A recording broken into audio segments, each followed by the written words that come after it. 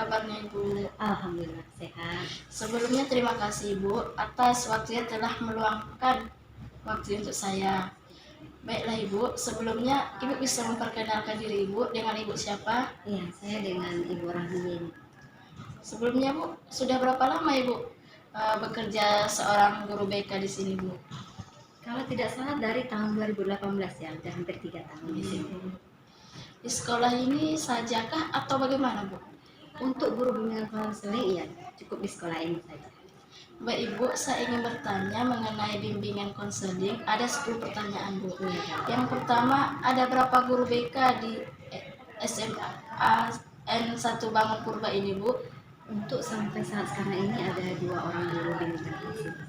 Dan bagaimana struktur organisasinya Bu? Struktur organisasinya seperti apa ya, operasionalnya ya, standar operasional, penasihatnya kepala sekolah, kemudian di bawah itu adalah kurikulum dan kesiswaan, kemudian baru koordinator BK-nya dan guru BK, setelah itu wali kelas dan guru mata pelajaran.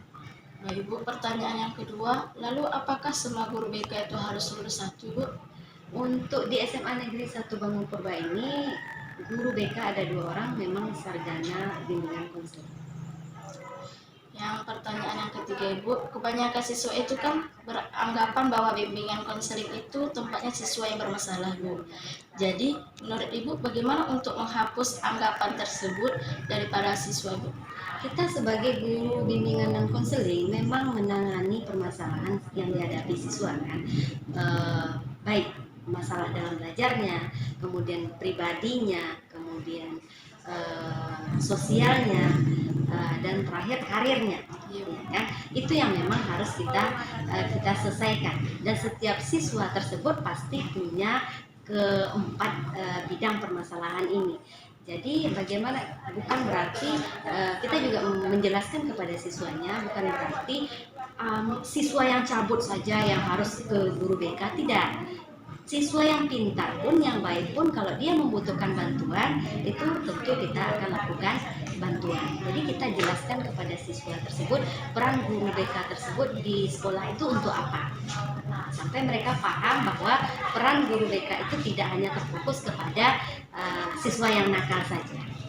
Baik Ibu, pertanyaan yang keempat, apakah ada pembagian dalam pembelajaran bimbingan konseling di sekolah masing-masing Bu? Ya, karena guru BK-nya ada 2 di sini, jadi kami bagi ya. Untuk kelas 10 dan kelas 11 sebagiannya itu Ibu, yang satu lagi Ibu Lini Mariati, kemudian saya sendiri itu untuk kelas 11 IPS sampai dengan kelas 12. Baik Bu, pertanyaan yang kelima, apakah pernah ada kasus Bu yang tidak pernah diatasi oleh guru BK kemudian dialihkan tangan?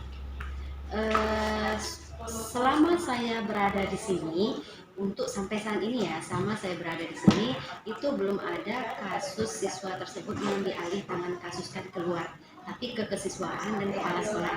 Tapi untuk kasus yang lebih dari itu keluar itu belum ada. Baik Bu, pertanyaan yang keenam, bagaimana jenis-jenis masalah yang sering dihadapi oleh siswa Bu? Kebanyakan saat sekarang ini permasalahan belajar ya, karena selama ini pengaruh COVID, siswa yang lama belajar di rumah ketika masuk kembali ke sekolah, jadi itu sangat tidak mudah bagi pembiasaan bagi siswa itu kembali untuk hadir ke sekolah. Jadi permasalahan yang banyak itu ya masalah belajarnya, masalah disiplinnya, untuk tingkat kehadirannya, itu yang sulit. Untuk mengatasi hal seperti itu bagaimana Bu? Ya, kami dari sekolah itu melakukan kunjungan rumah, ya, home visit ya.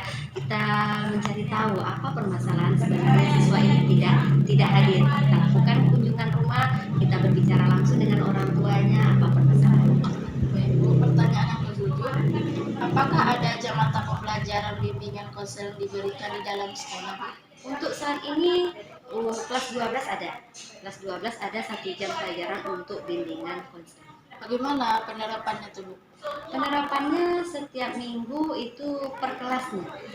Dalam satu kelas itu 1 jam pelajaran. Jadi bisa dilakukan bimbingan klasikal di dalam kelas. Ya, Ibu. Yang ke-8, bagaimana upaya untuk menangani masalah yang terjadi yang dialami oleh siswa dan apakah sudah teratasi dengan baik, Bu?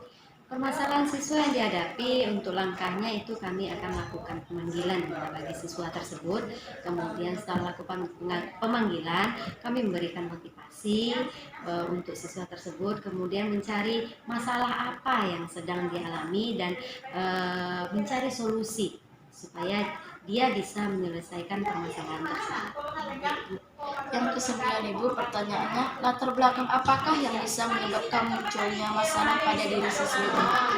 Latar belakang masalahnya kurangnya minatnya, belajar siswa, kemudian kurangnya kepedulian orang tua dalam belajar siswa. Karena orang tua di sini, namanya di daerah sini, orang tua itu lebih fokus kepada mencari uang, ya, bekerja, sehingga kurangnya kepedulian terhadap anaknya sendiri. Jika anaknya mau sekolah, ya udah sekolah. Tapi jika anaknya tidak mau sekolah, ya dia tidak terlalu memaksakan.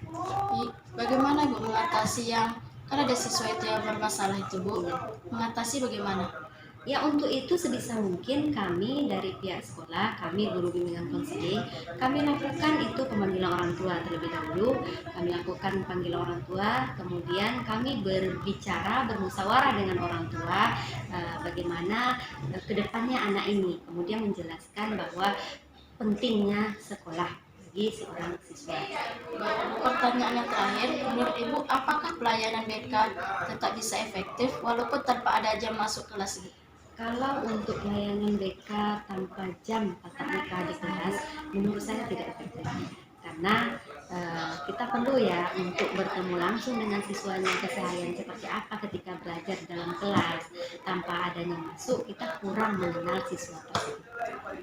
Mbak Ibu, terima kasih telah menjawab pertanyaan saya. Terima kasih atas waktunya Ibu berikan kepada saya. Assalamualaikum warahmatullahi wabarakatuh. Waalaikumsalam.